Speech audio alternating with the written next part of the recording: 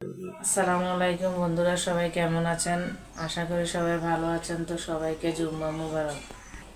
আজকে আমি কি কি রান্না করব, সারাদিন কি করি সেটা আপনাদের সাথে শেয়ার করব। ভিডিওটা দেখতে হলে সাথেই থাকুন।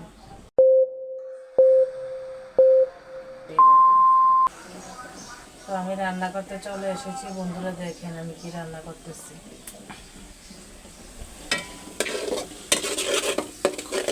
মুরগির জন্য পেঁয়াজ আগে ভালো করে লাল করে ভেজে নিতেছি।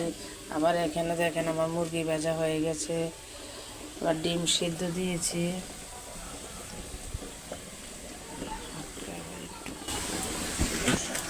তো সব কিছু বসিয়ে দিলাম। এখন পোলাও চাল নিয়ে নিলাম, পোলাও রান্না করব।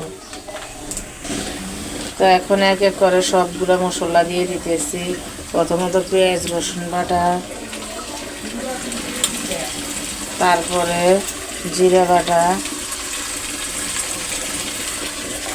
তারপরে আদা বাটা।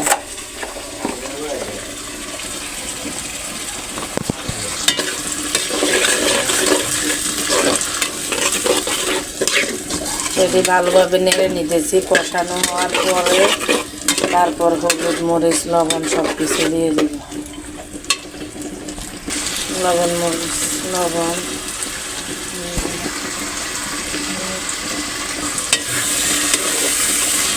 আমি এখনো পানি অ্যাড করি নাই, একটু পরে পানি দিয়ে দিব, গরম পানি।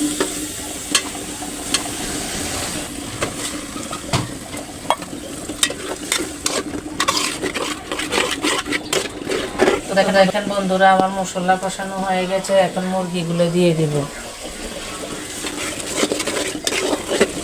আজকে জাল জাল রোস্ট রান্না করব, আর পোলাও সাথে ডিম ভুনা।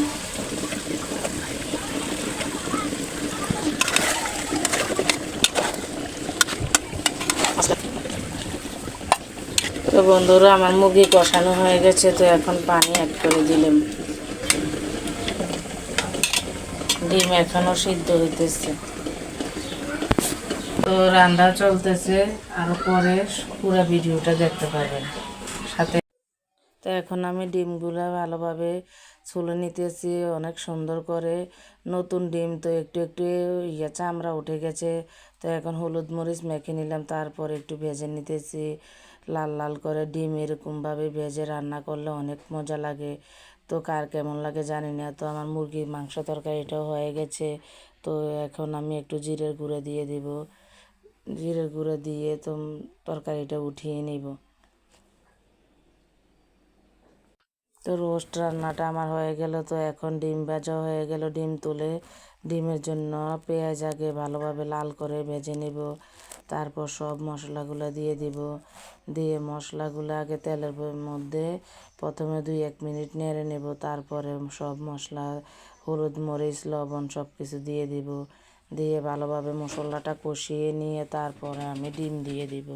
তো আমার মতন কারা কারা এইভাবে ডিম রান্না পছন্দ সবাই কমেন্ট করে বলে যাবেন।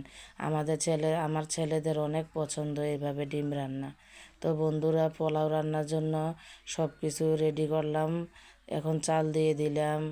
তো পুরো ভিডিওটা দেখাতে পারিনি, কারেন্ট চলে গেছে। আমার সব রান্না হয়ে গেছে। তো দেখেন সবগুলো একসাথে সাজিয়ে আপনাদের সাথে শেয়ার করলাম। তো দেখেন এখন খাওয়ার জন্য সব কিছু রেডি করলাম। তো আমার ভিডিওটা কেমন হয়েছে সবাই কমেন্ট করে বলে গেলাম। আসসালামু আলাইকুম।